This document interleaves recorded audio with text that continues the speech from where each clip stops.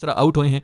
बाबर आजम साहब जिस तरह की बॉल के ऊपर आउट हुए हैं, कोई भी बड़ा बैटर वेट कर रहा होता है कि जरा मेरी टांगों के ऊपर बॉल तो आए, मैं ऐसा फ्लिक मारूंगा कि या तो छक्का होगा या फिर एक बाउंस वाला चौका होगा। जनाब अली इतनी बुरी तरह से ट्रैप होकर आउट हुए हैं जैसे पता नहीं कौन सी कोई बॉल पड़ गई है। ये तो अंपायर भी रेलू कट्टा सही था जिसने आउट दे दिया, वरना नॉर्मली इसके ऊपर आउट भी नहीं देते अंपायर कि यार ये लेगिश किस्म की है, उधर कोई जा रही है, ज्यादा क्लिपिंग होगी तो ये आउट बनता नहीं है। उसने आउट दे दिया तो ये चला गया। इतनी गंदी और थर्ड क्लास बॉल थी जिसके ऊपर हमारे बाबर साहब किंग ऑफ द यूनिवर्स जो हैं वो आउट हुए हैं। लेकिन किंग करेगा, किंग करके गया है, एक दफा फिर पिच के बीच में करके गया है।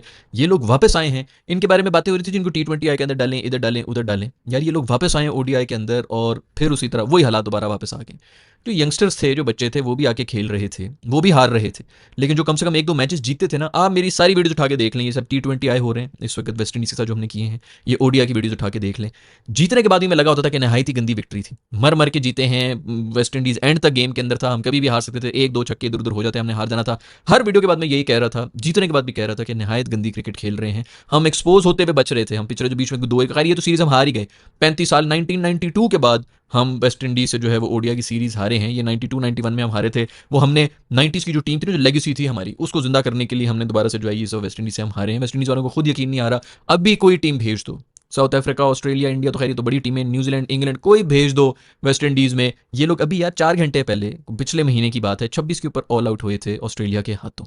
ये कोई इतनी बड़ी टीम नहीं है, ये कोई ऐसी कोई परफॉर्मेंसेज नहीं दे रहे, हमारी ही गंदी टीम है, हमारी ही घटिया परफॉर्मेंसेज हैं। जब हम मैच जीत भी रहे थे तब भी मैं यही कह रहा था कि ये थर्ड क्लास प्लेयर्स हैं। दोबारा वापस आए ODI के अंदर, बजाय इसके कि सबको गलत साबित करें, उन्होंने रिमाइंड करा दिया कि क्यों इनको गालियां देकर इनको बाहर निकाला गया था कि यार दफा हो जाओ, नए बच्चे आ जाएं, और कुछ नहीं। 3 हार जाएंगे, जो 2 जीतेंगे उसके अंदर कम से कम नजर आएगा कि यार जरा बेहतरीन क्रिकेट खेल के जीते हैं। वही थर्ड क्लास क्रिकेट शुरू हो गई है। मतलब एक टाइम ये भी आ गया था कि रिक्वायर्ड रन रेट भी 10 के ऊपर गई हुई थी, 10 के ऊपर रिक्वायर्ड रन रेट थी। वैसे तो हम 7-8 आउट हो गए थे, कोई चांस ही नहीं था, लेकिन अगर फर्स्ट करो उधर 3 भी आउट होते तो मैं लिख के देता हूँ, हमसे कभी भी चेज नहीं होता। मैच बिल्कुल खत्म हो चुका था। पहले तो हमने मैच खत्म किया था बॉलिंग के अंदर, नसीम भाई ने, हसन भाई ने एंड में आके, वहाँ पर तो मैच के ऊपर वो पुल उन्होंने ठप्पू लगा ही दिया था, वो खत्म हो चुका था मैच। लेकिन उसके बाद भी बैटिंग के अंदर कोई कसर नहीं छोड़ी। क्या किताबी साइम साहब पूरा टूर्नामेंट बने रहे हैं। एक अच्छा बॉलर था, डिसेंट बॉलर था, सिर्फ एक, उसके हाथों हमारा ये हाल हुआ है। ये भी उसको हमेशा हर ओवर हर मैच में उन्होंने विकेटें दी। इस मैच के अंदर आके हमने तसल्ली से जो है उसको रिकग्नाइज करा दिया, वाकई अच्छा बॉलर है। और वो इतना अच्छा, बस एक अच्छा बॉलर आ जाए हमने उसको विकेट देनी ही देनी। साइम भाई बने रहे हैं, उनकी एक ही बॉल, एक ही तरह की शॉट्स खेलते हुए एक ही साइड के ऊपर आउट हुए हैं तीनों मैचेस के अंदर।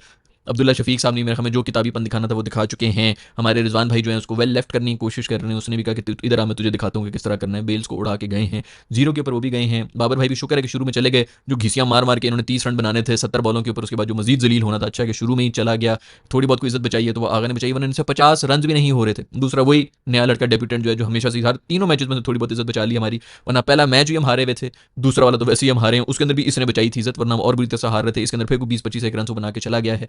नए बच्चे बना के जाएं तो बना के चले जाएं, बाकी हमारे वो ढीठ हो चुके हैं। अब वो हंस रहे होंगे, खेल रहे होंगे, क्योंकि उन्होंने इससे ज्यादा बुरे हालात देखे हैं। ये तो भी कहेंगे कि वेस्ट इंडीज की टीम जो है ना वो एक जमाने में 80s में बहुत बड़ी टीम हुआ करती थी, ये तो तसल्ली से हार के भी निकले। हम तो USA से हार के इस तरह बेशर्मों की तरह फिर रहे थे कि कौन, वो शाहीन साहब कह रहे थे कि किसने कहा कि पेस खराब है, कोई बीमार है क्या। ये USA के बाद उन्होंने कहा था कि कौन बीमार है, किसकी सर्जरी होगी। ये वापस घुसे हैं दोबारा से, ये उसी वही वाला जरसूमा जो इनका था वापस टीम के अंदर लग चुका है। थर्ड क्लास क्रिकेट शुरू है, जो मैचेस हम जीते हैं वो भी थर्ड क्लास क्रिकेट की वजह से ही जीते हैं। खैर आज से तकरीबन 2 साल पहले से मैं बोल रहा हूँ इन वीडियोस के अंदर कि हमारे जो रिजवान साहब हैं उनको रिव्यूज लेना नहीं आते, और जब ये कप्तान बनेंगे तो और जलालत होगी। फिर जब ये कप्तान बने तब भी मेरी वीडियोस बनाई नहीं कि खुदा के लिए इसको कोई रिव्यू लेना सिखा दे, ये तो पाकिस्तान का बड़ा मसला होगा।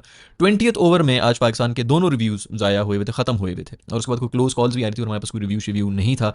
ये हमेशा से 2-2 साल पहले से हाईलाइट कर रहा होता हूँ, हमारे कप्तान को रिव्यू लेने नहीं आते हैं। मसला देखेंगे किसी को बताते हुए भी शर्म आती है कि यार किस किस्म के मसले हम डिस्कस कर। खैर भाई थर्ड क्लास और घटिया प्लेयर्स हैं, ये ढीठ हो चुके हैं। अब वो जो बाहर बैठा हुआ शाहीन, वो हंस रहा होगा कि देखा मुझे बाहर निकाल के जो है वो कितना कर लिया, उसकी पूरी जो है लॉबिंग शुरू हो जाएगी। इस पूरे के पूरे ग्रुप को उठाओ बाहर फेंको यार, कम से कम कुछ जो थोड़ा बहुत नए लोग आ रहे थे देखने में मज़ा आ रहा था उनको। वेस्ट इंडीज़ जैसी टीम यार 10वें रैंक की टीम है, उधर ख़त्म हो चुका है वेस्ट इंडीज़ के अंदर, टोटली जीरो है इस वक्त क्रिकेट। हर दफ़ा वो क्वालिफायर खेलते हैं, हर टूर्नामेंट का वो क्वालिफायर खेल रहे हैं, उनसे हम हार गए हैं। 10वें रैंक, इससे बेहतर टीम है मेरा ख्याल में इस वक्त USA वगैरह की, उनसे अगर हम हार के इतना तड़प रहे थे, ये और ज़्यादा वो है भाई, सीरीज़ हारे हैं और उसके अंदर भी आपकी फुल फ्लेज टीम है जिसके अंदर सारे लेजेंडरी जो आपके प्लेयर्स हैं वो वापस आए हैं, उन्होंने आके इस किस्म की हरकतें की हैं। या तो नए बच्चे हमने खिलाए होते, बांग्लादेश वगैरह में जो भी वो हार रहे थे, जो भी कर रहे थे, कम से कम इस चीज़ की खुशी थी कि कोई नया लड़का आ रहा है, कोई नया जो है कोई फ्लेवर नज़र आ रहा है जो यहाँ पे परफॉर्म करता है। कामरान को ऐसे गायब किया कि उसकी फील्डिंग अच्छी नहीं है। आप जॉन्टी रोड्स के बच्चे चेक करें जो हमारे इस वक्त 11 में खेल रहे हैं, उसकी टीम में कोई जगह नहीं बन रही। आकिफ की टीम में कोई जगह नहीं बन रही है क्योंकि ये सब आए हैं। सुफियान मुकीम को बाहर बिठा दिया जाता है क्योंकि हमारे बाकी जो है उनको बीच में बड़े बड़े प्लेयर्स जिनको करना डालना, उनकी सीट हिलाई नहीं जा सकती, सिर्फ अबरार के साथ उसकी लड़ाई हो रही होती कि नए बच्चे कोई रिप्लेस करेगा तो करेगा, और किसी को रिप्लेस नहीं कर सकता। आकिफ कहाँ गया, कहाँ से आया, बिल्कुल ख़त्म हो चुका है। अभी एक लड़का सलमान मिर्ज़ा सबसे बेहतरीन बॉलिंग करा के गया है, फास्ट बॉलर। पूरे का पूरा हमारा पेस अटैक इस वक्त रैप